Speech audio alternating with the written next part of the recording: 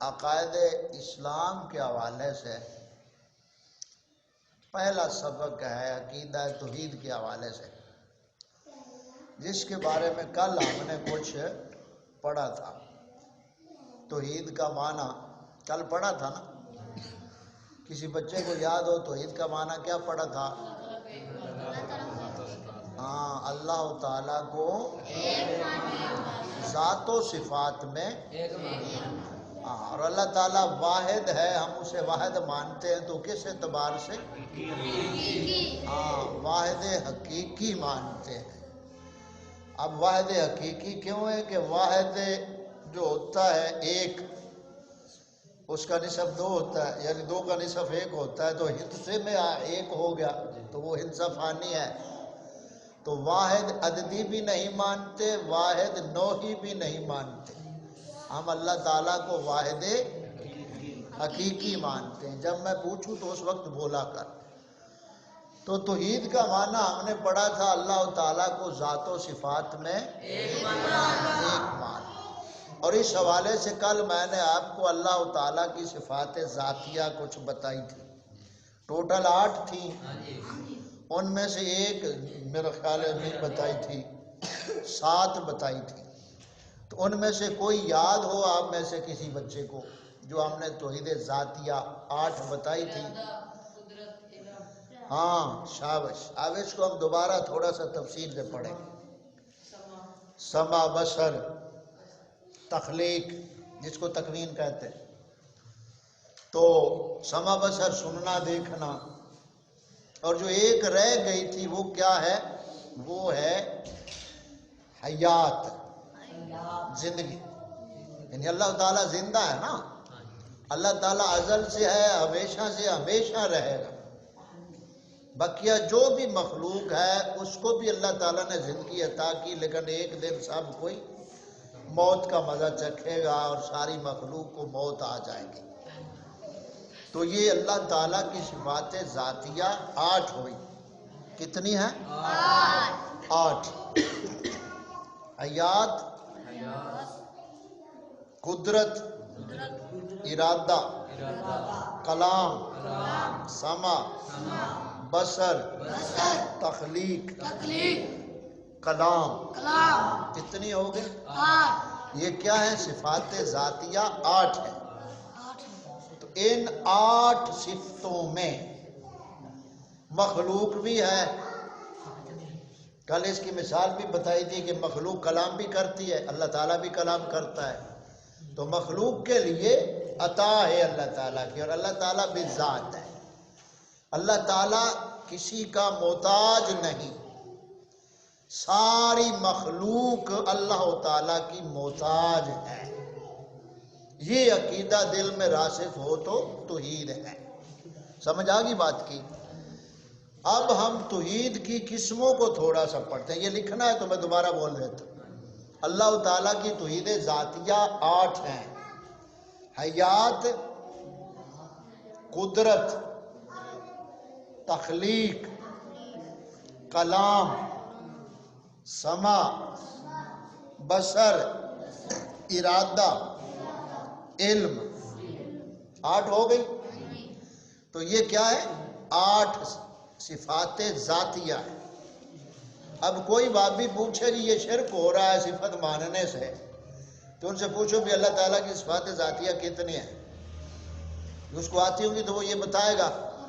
اب اسے پوچھو کہ یہ آپ میں بھی ہیں یا نہیں، یعنی بندہ بھی کلام کرتا ہے، سنتا بھی ہے، دیکھتا بھی ہے، ارادہ بھی کرتا ہے، علم بھی ہے، زندہ بھی ہے، تو اب یہ تو ذری شرک ہو جائے گا۔ اب وہ سیدھی بات کرے گا بھئی اللہ تعالیٰ بھی ذات مخلوق کو اللہ تعالیٰ نے دی ہے، اللہ تعالیٰ کو کسی نے دی نہیں۔ تو یہاں سمجھ بات آ گئی؟ تو صفات ذاتیہ کتنی ہوئی؟ 8۔ اب ہم آگے توحید، کیونکہ بنیادی جو عقیدہ دین اسلام کا ہے وہ کیا ہے؟ توحید۔ توحید کا معنی ہم کیا پڑھا؟ اللہ تعالیٰ کو ذات و صفات میں ایک ماننا۔ اب ہم توحید کی قسمیں بولتے ہیں۔ یہ ہم نے کسی درس میں بتائی بھی تھی کہ توحید کی 5 قسمیں ہیں۔ کتنی؟ 5۔ ان 5 قسموں میں وہ اکیلا یکتا تنہا ہے۔ توحید کی کتنی قسمیں ہوئی؟ 5۔ توحید ذات، یعنی اس کی ایک واحد ذات ہے، اکیلا ہے ہمیشہ۔ اب اگر کوئی خود دنیا میں مخلوق میں 2 ذاتیں مانے خدا کی حیثیت سے تو وہ مشرک ہو جائے گا۔ تو توحید ذات میں اللہ تعالیٰ واحد و یکتا اور اکیلا ہے، ہمیشہ سے اس کی ذات ہے۔ تو یہ پہلی توحید کی قسم کون سی ہو گئی؟ توحید ذات۔ دوسری قسم ہے توحید صفات۔ کیا ہے؟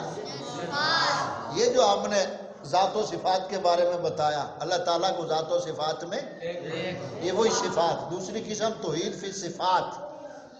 پہلی قسم کون سی ہے؟ توحید فی ذات، یعنی اس کی ذات میں کوئی شریک ہے۔ دوسری قسم کیا ہے؟ توحید صفات، اس کی صفتوں میں بھی کوئی شریک نہیں۔ تیسری صفت ہے توحید تخلیق قسم، توحید تخلیق، ہر چیز کا وہ خالق ہے، تو مخلوق میں اور کوئی حقیقی خالق نہیں ہو سکتا۔ تو یہ کون سی قسم ہو گئی؟ تیسری توحید تخلیق یا توحید خلقت۔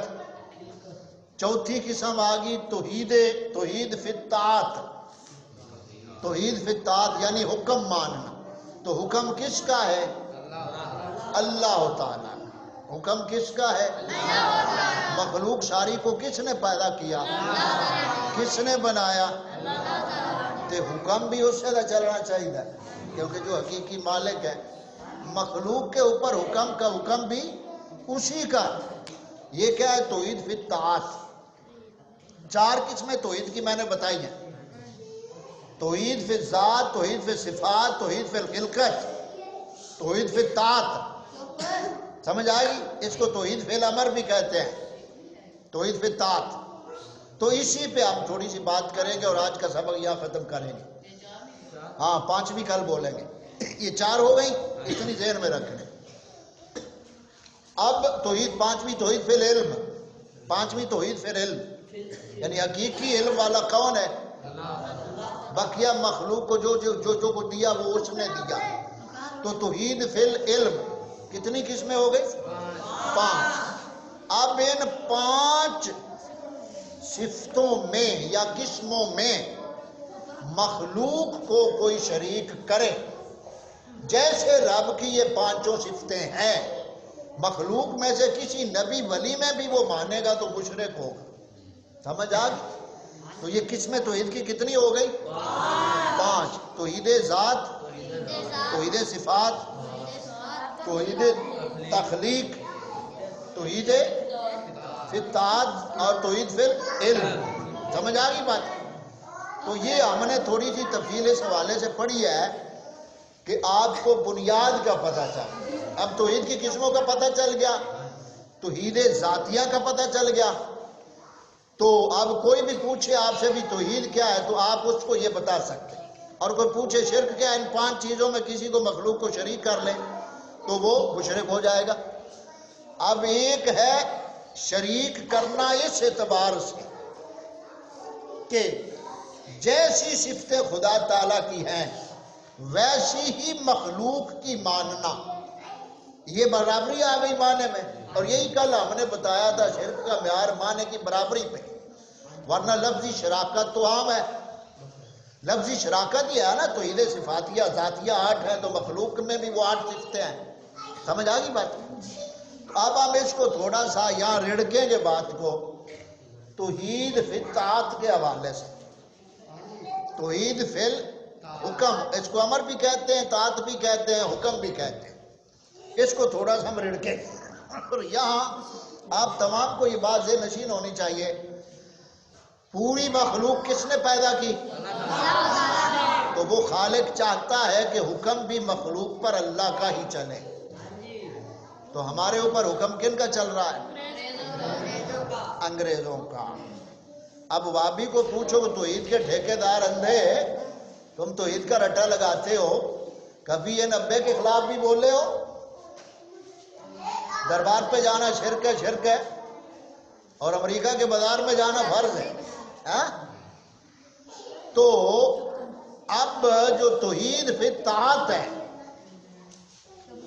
یہ پوری دنیا میں جتنے اسلامی نام کے چینل چل رہے ہیں یا اسلامی ممالک گنے جاتے ہیں، 56-57 ملک ہیں جی پوری دنیا میں اسلامی ممالک ہیں، ان سے پوچھو کہ تم دین کے ٹھیکیدار بنے ہوئے اور بڑے بڑے مدارس کھولے ہوئے، یونیورسٹیاں کھولی ہوئی ہیں اور بڑے بڑے جناب آپ نے سلسلے تبلیغ کے چلائے ہوئے ہیں، تو بتاؤ پوری روئے زمین پر کوئی ایک ملک ایسا دکھاؤ کہ جہاں اللہ تعالیٰ کا قانون چلتا؟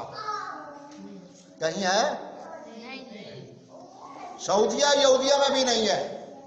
اب وہاں ریاض سینما کھل گیا ہے۔ یہ سلمان کنجر جو ہے نا، فلمی سٹار سلمان خان کنجر، انڈیا کا کتا، وہ سعودیہ گیا ریاض اس فنکشن میں، وہاں جناب اس کو بڑا پروٹوکول دیا گیا اور وہاں بیہودہ گانے، وہ ایک گشتی جو ہے انڈیا کی، اس کے ساتھ اس نے ڈانا سوا کیا سعودیہ میں، جہاں کہتے ہیں اسلام وہاں سے لو، ہم اسلام شریعت سے لیں گے۔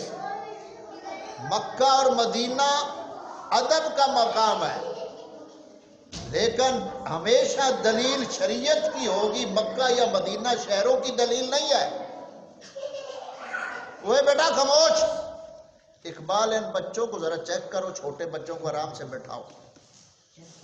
تو اب یہ توحید فی الحکم، اب صحیح معنوں میں وہی توحید کا سچا پیروکار ہے جو یہ سمجھتا ہے کہ اللہ تعالیٰ کا ہی حکم ہے، اور جو اس انگریز کے حکم کو، قانون کو چلاتے ہیں، صحیح سمجھتے ہیں، اس پہ تگ و دو کر رہے ہیں، دن رات پیسہ بہا رہے ہیں پانی کی طرح، پیسہ بھی دے رہے ہیں، اولاد بھی انہی کو دے رہے ہیں، اور پھر بڑے فخر سے کہتے ہیں کہ یہ ہم مسلمان ہیں۔ کیا مسلمان غیر کا غلام ہو سکتا ہے؟ تو یہ توحید کی کتنی قسمیں ہو گئی؟ 5۔ اب کسی سے بھی پوچھو توحید کے حوالے سے، توحید فی الذات کی وضاحت کر۔ اب وابی سے پوچھو، وہ کہیں گے یا رسول اللہ کہنا شرک کا، یا رسول اللہ کہنا شرک کا، وہ یہ کہیں گے اللہ تعالیٰ کے سوا کسی اور کو علم غیب ماننا شرک کا، قبراں تے جانا شرک کا، یہ سارا انہوں شرک کنجر نو نظر آنا، پر اس کنجر نو یہ شرک نظر نہیں آنا بھی کنجرہ تیرے اتنے قانون کافر دا ہے۔ اب پوچھو بابی دیوبندی سے تمہارے جو آدمی ہیں تمہاری جماعتوں کے، وہ تھانوں میں افسر ہوتے ہیں یا نہیں؟ ہوتے ہیں نا، جج بھی ہوتے ہیں، وکیل بھی ہوتے ہیں، سارے عہدوں پہ ہیں نا، ادھر توجہ رکھو میری طرف، ہے نا سارے عہدوں پہ۔ تو ان سے پوچھو ہمیں کہتے ہو مزار پہ جانا شرک ہے، اور تمہارے فرقے کا افسر لگا ہو، اس کی ڈیوٹی ہو مزار کا تحفظ کرنا، مزارات کا تحفظ کرنا، افسر تمہارے فرقے کا ہو، تو اب وہ تو شرک کا خود محافظ بن گیا، تم توحید کے ٹھیکیدار بنے ہوئے۔ یعنی اتنے اندھے کنجر کہ ادھر شرک بولتے ہیں اور ادھر اسی کی حفاظت کرتے ہیں۔ تو یہ انگریز کے چیلے ہیں سب، سمجھ آ گئی؟ آج ہمارا جو سبق ہے یہ توحید کے حوالے سے پہلا سبق ہمارا، جتنا آپ کو جاننا چاہیے تھا وہ مکمل ہو گئے۔ عقائد کے حوالے سے ہم نے بات شروع کی ہے نا، تو دین اسلام کا پہلا بنیادی اساسی عقیدہ کیا ہے؟ توحید۔ کیا؟ توحید۔ اور توحید کا معنی کیا بتایا ہے؟ اللہ تعالیٰ کو ذات و صفات میں اور توحید کی قسمیں کتنی بتائیں؟ 5۔ توحید ذات، توحید صفات، توحید خلقت، توحید طاعت، توحید فی العلم، توحید فی الطاعت، فی الامر بھی کہہ سکتے۔ تو 5 قسمیں ہوگی توحید کی۔ اب صفات ذاتیہ کتنی ہیں اللہ تعالیٰ کی؟ 8۔ وہ کون سی ہیں؟ ارادہ، ٹھہرو میں بولتا ہوں۔ سب سے پہلے ذات، کلام، ارادہ، قدرت، سمع، بصر، کلام، اور 8ویں کیا ہے؟ حیات. یہ 8 صفات ذاتیہ. تو یہاں توحید کا ہمارا جو سلسلہ تھا، پہلا سبق وہ مکمل ہوا.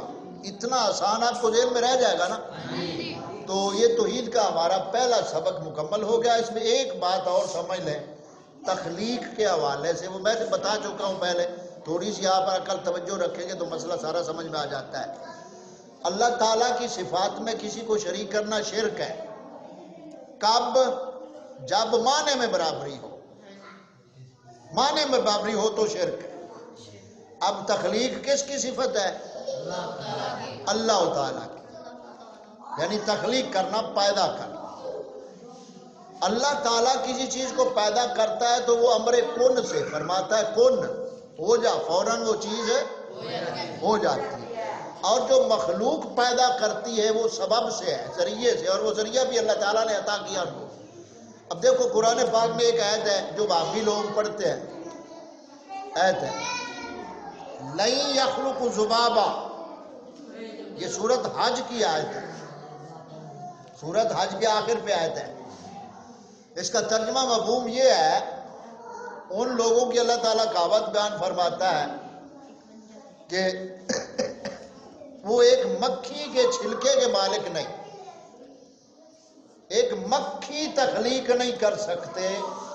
بالفرض مکھی اگر ان سے کوئی چیز چھین کر لے جائے تو وہ مکھی سے واپس لانے کی بھی قدرت نہیں رکھتے. اب یہ آیت ہے قرآن پاک میں سورت حج کی آخر میں. اب یہ آیت پڑھ کر وہ نبیوں ولیوں پہ فٹ کر دیں گے، کہیں گے دیکھو قرآن کہتا ہے وہ تو مکھی نہیں بنا سکتے، تمہیں کہاں دیں گے، تمہاری مشکل کشائی کہاں کریں گے، یہ کہیں گے. اب ان سے پوچھو بھی اندھے عقل کے، یہ ان مشرکوں کی بات ہو رہی ہے جو پتھر کی مورتیاں بناتے تھے، پتھر کے بت بناتے تھے، اور پھر ان بتوں کے آگے وہ مٹھائیاں رکھتے تھے. اب جو مکھیاں بیٹھتی تھی مٹھائیوں کو مکھیاں اپنے حصے کی مٹھائی لے جاتی تھی. اب بات ان مشرکین کی ہو رہی ہے، ان کنجروں نے نبیوں ولیوں پہ فٹ کر دیا. یعنی ان کے نزدیک نبی اور بت میں کوئی فرق نہیں ہے. یہ سب سے بڑا جو اصل انہوں نے دھوکہ رکھا ہوا ہے. اب دیکھو لَن يَخْلُقُ ذُبَابًا، وہ ایک مکھی کا پر نہیں بنا سکتے. یہاں کن کو اللہ تعالیٰ مخاطب ہے؟ مشرکوں کی بے بسی بیان کی جا رہی ہے. اور ادھر قرآن پاک میں اللہ تعالیٰ نے حضرت عیسیٰ علیہ السلام کی عطا کردہ کلمات، اپنے کلمات کو بیان فرمایا. عیسیٰ علیہ السلام فرماتے ہیں اپنی قوم سے، میں تمہارے لیے مٹی کا ایک پرندہ بناتا ہوں. یہ سورت آل عمران کی آیت نمبر 49 میں. انی اخلوق، میں پیدا کرتا ہوں تمہارے لیے. لَن يَخْلُقُ ذُبَابًا، تم ایک مکھی کا پر نہیں پیدا کر سکتے. وہاں قرآن نفی فرما رہا ہے، یہاں ثبوت دے رہا ہے. عیسیٰ علیہ السلام فرما رہے ہیں، عیسیٰ علیہ السلام فرماتے ہیں انی اخلق لکم، میں تمہارے لیے مٹی کا پرندہ بناتا ہوں اور اس میں پھونک ماروں گا. طَیرًا بِإِذْنِ اللہ، وہ اللہ تعالیٰ کے امر سے اڑ جائے گا. اب ادھر مکھی کی نفی ہے یا پرندہ بنا کے اڑا دیا، تو معلوم ہوا کہ وہاں بتوں کی بات ہے، یہاں رب کے پیاروں کی بات ہے. رب کے پیارے اور ہیں، بت اور ہیں. یہ فرق ہمیشہ ذہن میں بنیادی رکھنا ہے. تو یہ ایک مثال دے دی. اسی طرح جہاں بھی بابی آیت پڑھے گا وہ بتوں والی پڑھے گا قرآن پاک. اور اکثر آپ ذہن میں رکھیں اور آیت پہ غور کریں تو اسی میں جواب ہوتا ہے. آیتیں 4 قسم میں. من اللہ، اللہ سے. بِإِذْنِ اللہ، اللہ کے حکم سے. ما اللہ، اللہ کے ساتھ. من دون اللہ، اللہ کے سوا. اب من دون اللہ کے ہم قائل نہیں ہیں. من دون اللہ اللہ تعالیٰ کے دشمن ہیں. نبی ولی اللہ تعالیٰ کے پیارے ہیں. نبی ولی کے ساتھ اللہ کا اذن ہوتا ہے، بتوں کے ساتھ اذن نہیں ہوتا. تو یہ میرا خیال اتنی بات آپ کو سمجھ آ گئی ہوگی.